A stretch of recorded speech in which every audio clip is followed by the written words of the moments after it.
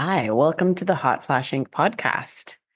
This is the second last podcast for the year, and it's linked to the podcast that I'm going to run next week. So you have to stay to the end to find out that one. It's going to be a goodie. Okay, so I'm calling this the end of the year magical mish-mash because I have some things to get off my chest. Some of them are funny and nice, and some of them are maybe not so. You know that feeling at the end of the year where you're just trying to wrap everything up? I think it does all our heads in, to be honest. Anyway, I've got a bee in my bonnet. I have a bee in my bonnet about bro docs talking about women and what we need to do to get older. I came across a particular clip, and it was Peter Attia, who is a doctor as a podcast, and he doesn't take any ads. He's very principled. He's very thorough. I get his newsletter. I love him. But I came across a clip. A woman was using the audio, and she was this super fit woman, and she was doing what he was saying in the video audio. And all of a sudden, I just got this feeling of rage because, well, let me play it for you and then I'll talk about it more.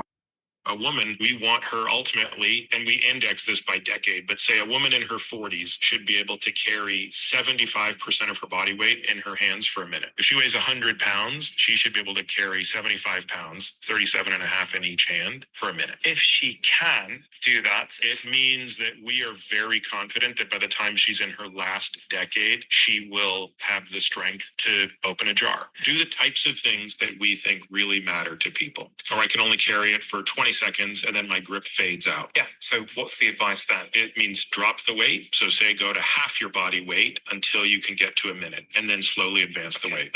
Okay, look, I haven't tried this. I haven't tried it yet because I am working through my anger. First of all, just this sweet trainer woman, she's in her gym by herself and she's walking carrying these enormous weights, and her hair is all done because she's an influencer and she's trying really hard. And every time I go to work out now, I become enraged by this clip. It's not that I don't think Peter Attia has our best interests at heart, and these two men are talking about women, but there's just something so freaking enraging about it. The way he says we're confident yes, it's irritating that they're just talking about women. Like, first of all, I couldn't open a jar when I was 25 half the time. I can open more jars now than I could when I was 25. I'm smarter and I've figured out how to open them when you come across one that you can't open. You know, I get the knife out and I whack it, and I don't have a man in my life, so I got to figure things out for myself. Here's why I'm mad. Because there is an invisible bar and it is always being moved. There's an invisible bar in front of us and it's always being moved almost as we get there. So now I need to be able to lift this enormous amount of weight, or I will feel bad about myself and I have to kill myself to get to this 75% of my body weight. Now, keep in mind, I don't even know if I can do it. I should have done it before I did this. I lift weights 2 to 3 times a week. I try to walk and do yoga. My grandma McQueen lived in her own home until her 90s. And I can pretty much guarantee she wasn't doing a farmer's carry with 75% of her body weight when she was in her 40s. She was cooking for the farmers when they came in from the fields, massive spreads, including pies and everything baked fresh. And gardening and cleaning and mothering. That's what she was doing. And my grandpa McQueen was a farmer. And when he retired, he sat in a chair all day. I mean, he earned it. But over the years, he began to stoop and shuffle. And he died when he was 82. He had kidney problems.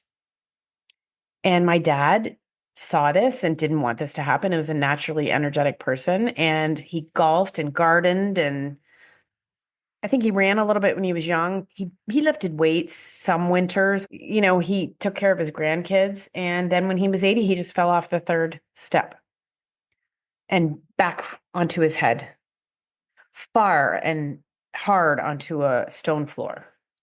And I don't know why I tell you about those 3 people, but I just, it's like an intermingling of everyone talking about all of this fitness and the fact that no matter what I do, I will get that farmer's carry if indeed I can do it for a minute, and then something else will come along.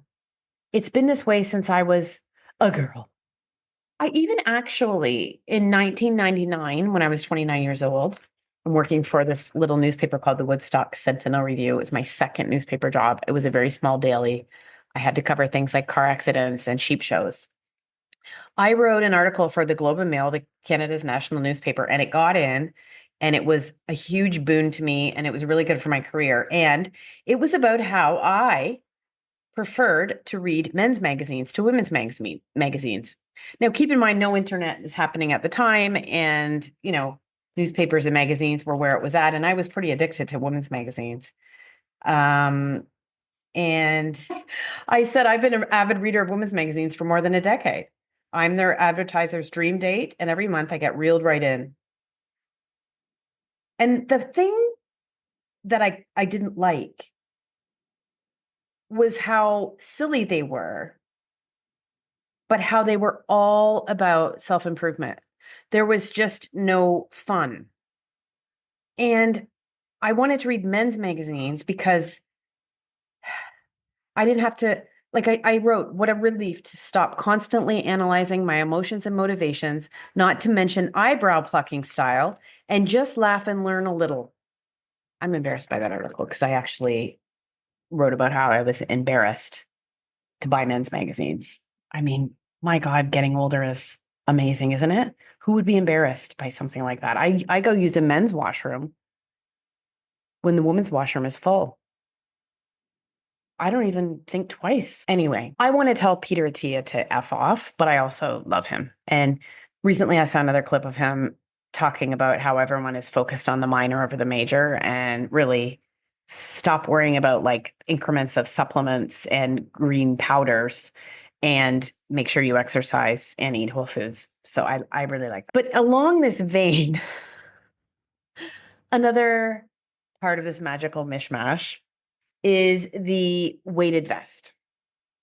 Now, we've been seeing people wearing their weighted vest. Everyone's strapping on their weighted vest. There was an Instagram meme recently. I'll play it for you. Or wearing some baggy ass jeans that teenagers told you were cool. Trying to eat protein and creatine like it's a job. And strapping on a weighted vest for bone density. You're officially middle-aged. Welcome to the club, bitchin'. Okay. Rebecca Rothstein, who is the founder of Got Buff Bones and has been on the podcast, did a post about this recently, and I was so thrilled. She said that there's really not a lot of research about weighted vests, and bone health and osteoporosis organizations don't recommend them. And yeah, obviously, it's more tiring when you're carrying things. I walked up 5 flights of stairs in my work bag, and I was exhausted. But I just don't feel like we have to hop on every trend. And what's funny is that bar that keeps being moved that I spoke about in the first magical mishmash thing is here again. Like, it's great to just go for a walk. Going for a walk is one of the best forms of exercise. And now we have to take it up a notch. Now I have to be weighted down like I am almost all the rest of my life. One of the great joys of going for a walk to me is that I don't have a bag and I don't have uncomfortable shoes and I'm not uncomfortable. I'm just sauntering along, my body just gliding, my arms moving.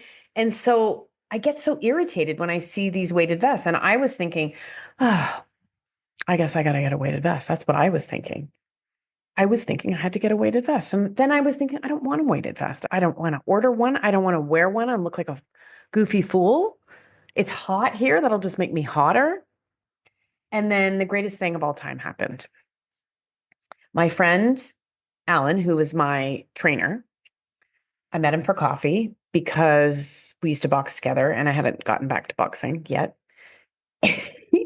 He always walks with a weighted vest. He has for quite a long time. He was a professional boxer. He's a very fit guy and walking just isn't enough for him. And he walks in the Abu Dhabi summer in the middle of the day, which is like the craziest heat, like 50 degrees with his weighted vest.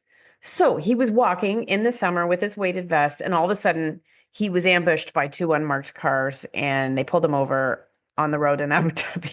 They made him take off his shirt because he had his shirt over the weighted vest. I'm not quite sure what his rationale was for that. They made him take off all this shirt. So he was standing there with no shirt on. And I'm sure he looked fantastic, but he is not the kind of guy that would feel comfortable. And he said it was drawing a really large crowd and they were shaking the vest up and down and they didn't know what it was. And obviously, we all know what they thought it was. And they asked him where he got it. And he said he ordered it in Dubai. And they let him go and they told him, don't wear that vest again. And his argument was, if you think I'm going to be doing, like, I know what you think I was going to be doing, but why would I walk around in the summer heat for an hour before I was going to do that? I would go have a burger or some nice meal. That's what he said. As I was listening to his story, I was killing myself. He's Irish and it was just so much funnier in the Irish accent. But I was also filled with relief because I was like, not only do I not have to wear a weighted vest, I can't in Abu Dhabi. It's not even an option. So that's how I feel about weighted vests. And I think if we're going to talk about this issue of like everyone saying we need to do the same thing, I would like to talk about this book I'm reading, Hormones, Health, and Human Potential, A Guide to Understanding Your Hormones to Optimize Your Health and Performance by Dr. Nikki Kay. She's an endocrinologist, works with a lot of athletes. And yeah, she's going to be on the podcast. And what I love is what she wrote. Our personal internal health management systems make every one of us unique.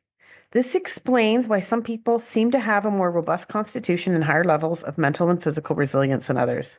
This calls for a more personalized approach.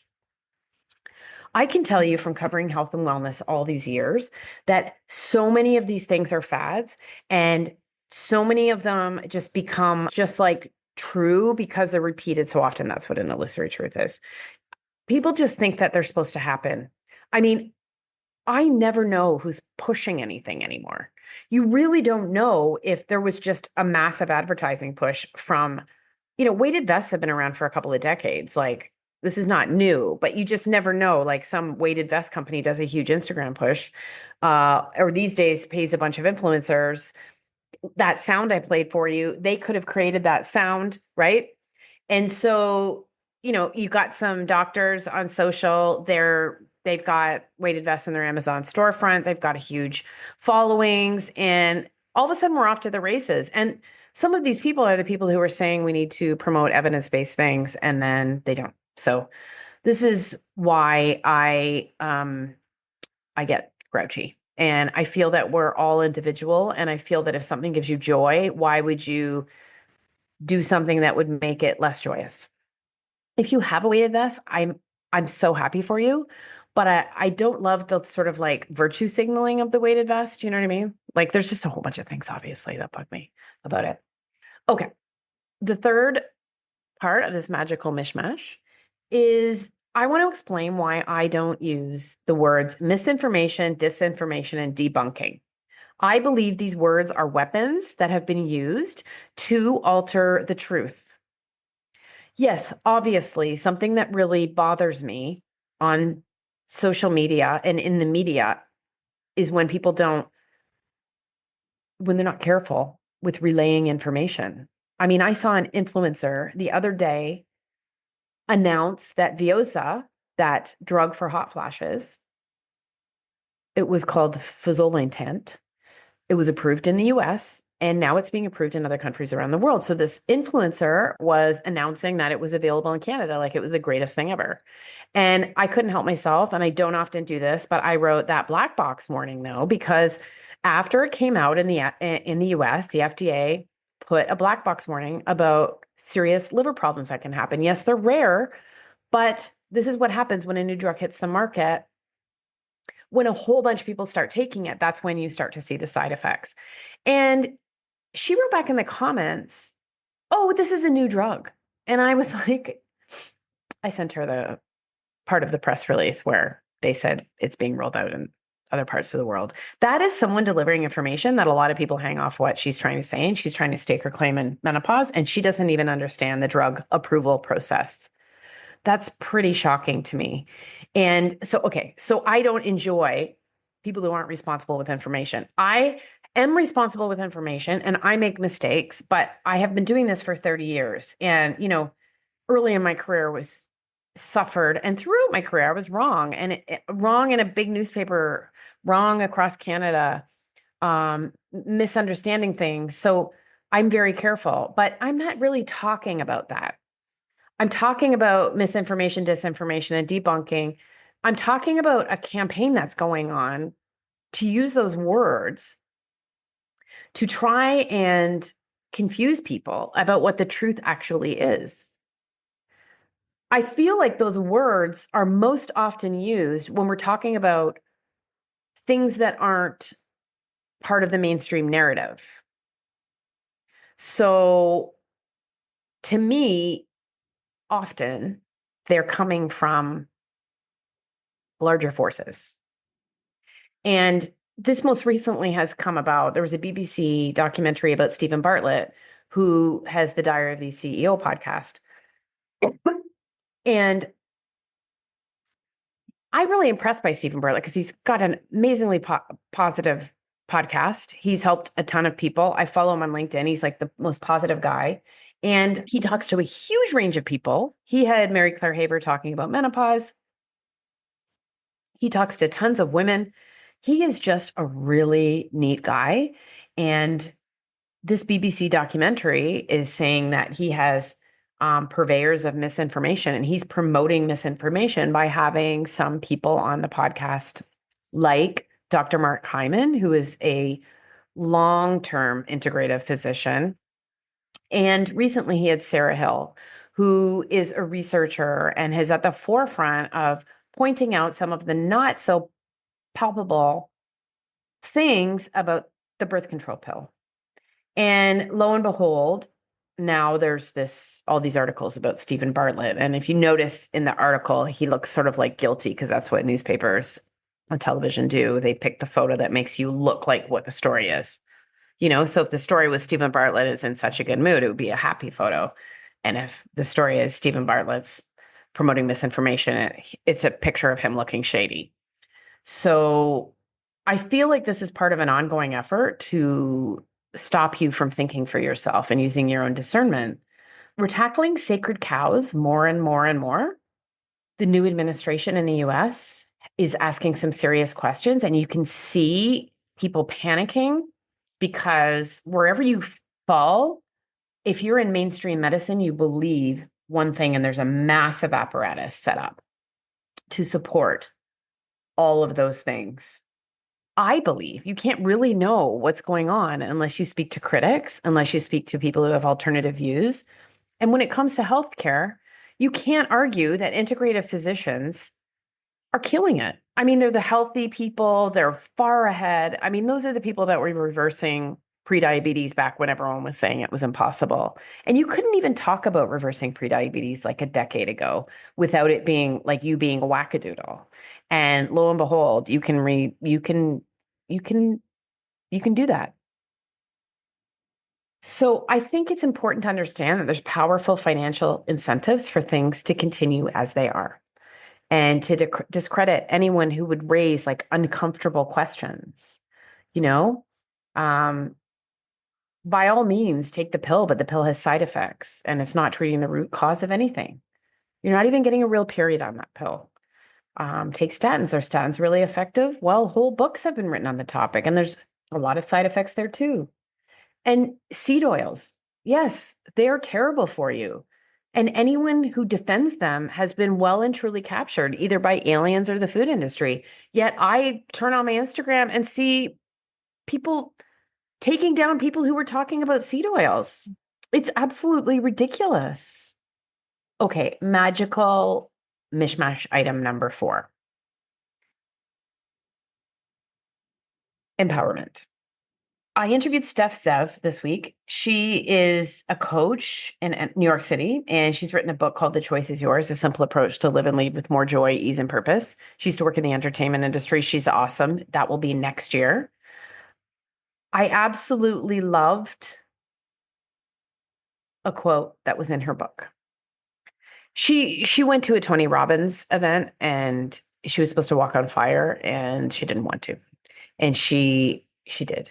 And she's talking about how much it harms us when we do something we don't want to do because we're going along with the crowd when we don't choose ourselves. Like a bad movie montage, I began to think about all the times where I had believed and acted as if I had no choice, and also without consciously making a choice. I cringed, reliving the consequences that followed. From that point on, I was determined to change this. Instead of looking at what I could do to change the mess I got myself into, I handed over my power and looked to others for answers. In doing so, I diminished myself and my value. Well, I mean, I've done this my entire life. I have done this my entire freaking life. It's only now at 54 after I've gone through menopause, and I thank the Lord that my hormones have changed along with sort of an awakening and some work I've done on myself so that I am making these choices. And I've had a couple of situations recently where I was going to not choose me and I was going to go along with something and then I backed out. And I've gotten to the point where I'm having like a strong physical reaction. I'll give you an example.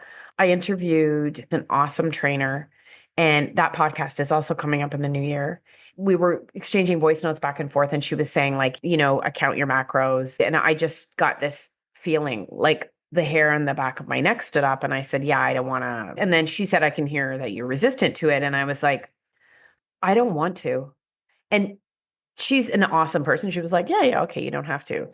But the moment that I was thinking, well, I'm going to have to, I've got to do the logging my food. Well, listen, all my 20s are probably like your 20s. And when I look at my journals, they're like literally me logging my food and counting my calories and beating myself up for what I ate and looking at how much weight I can lose. And when I look back, I was gorgeous and thin and I don't understand. And so I was standing in my kitchen thinking, well, I guess I'll have to log my macros, count my macros. And I just got enraged. Like rage filled me up. And I started crying. I started crying and I didn't know what I was crying about. And then I realized now that I was about to abandon myself and start keeping track of my macros when the only thing that ever helped me was intuitive eating, was to give up all that bullshit and just eat what made me feel good when I was hungry.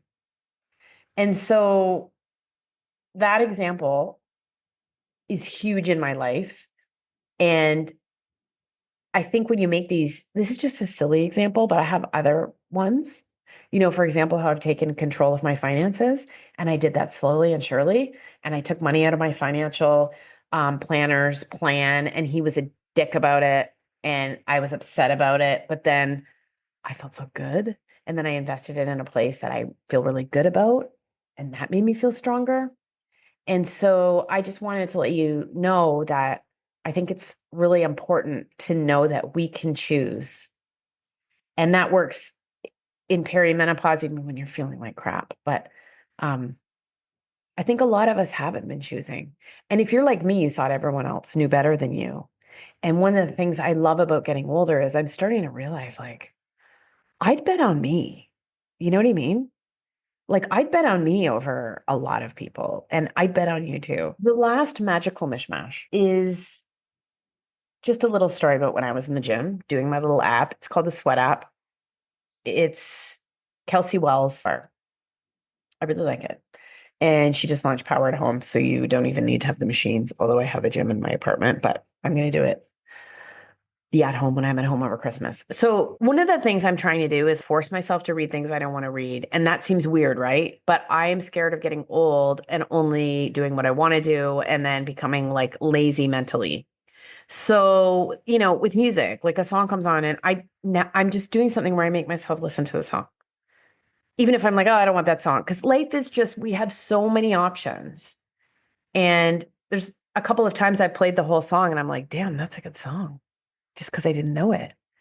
And so I was working at the gym and it was Gypsy by Fleetwood Mac. Well, I was like, I don't like that song. And then I started to listen, and before I knew it, there's Stevie Nicks just wailing. And I realized this song is all about like the heroine's journey of menopause and perimenopause, which I swear boils down to connecting with yourself and learning to love yourself. So she's talking to the gypsy that I was, and it all comes down to you. Anyway, she's wailing. And if I was a child and the child was enough, enough for me to love, enough to love, I absolutely, I'm here I am in the gym, like bawling. I'm bawling because I'm like, this song is about my inner child, which brings me to next week's podcast.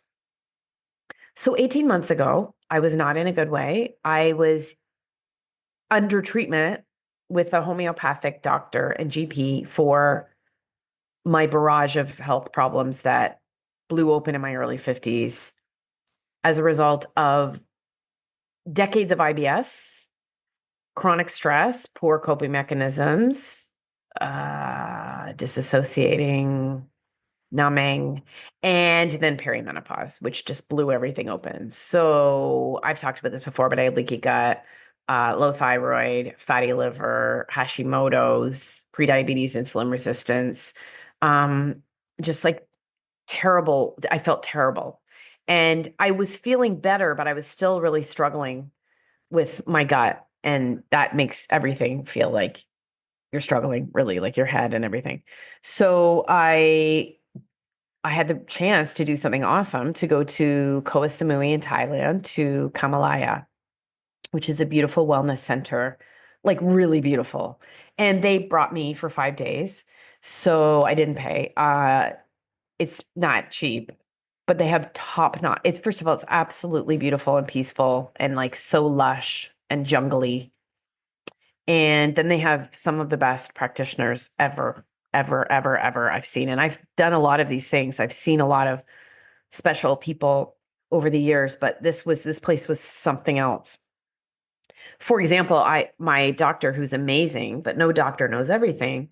These doctors looked at everything I was on, and one doctor said, "You're taking ashwagandha, and that's actually a nightshade, and it might be irritating your gut. Why don't you just stop taking it for a couple of days and see how you feel?" Well, that was the missing key. And after that, I got much, much, much better.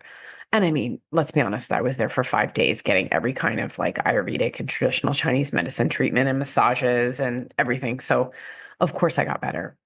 The other thing that happened there was they arranged all my treatments. And one treatment was, it was just labeled like stress management. And this, and Srini taught me how to take care of my inner child. I'm still working on it, but he changed my life. And everything turned around for me. I was struggling so much 18 months ago, and it didn't turn around right away. Like I still had a hard time. And as you know, I lost my father this year and I had family stuff and it was difficult, but um one session with him 18 months ago, which feels like a lifetime, started me on the most miraculous path. And I really want you to tune in next week when I interview him. I wish you the happiest of holidays, the merriest of Merry Christmases. If you celebrate, if you don't, I love you. I thank you for being here. The podcast is going to get better next year. I have interviewed some really cool people. I've got more people on deck. I've got a new editor on board, so it's going to be a little bit more profesh. And I just want you to know you're going to get through this. This is going somewhere good. I can say that with knowledge now because I'm on the other side. Life's never perfect, but man, it's a lot easier and better. Take care.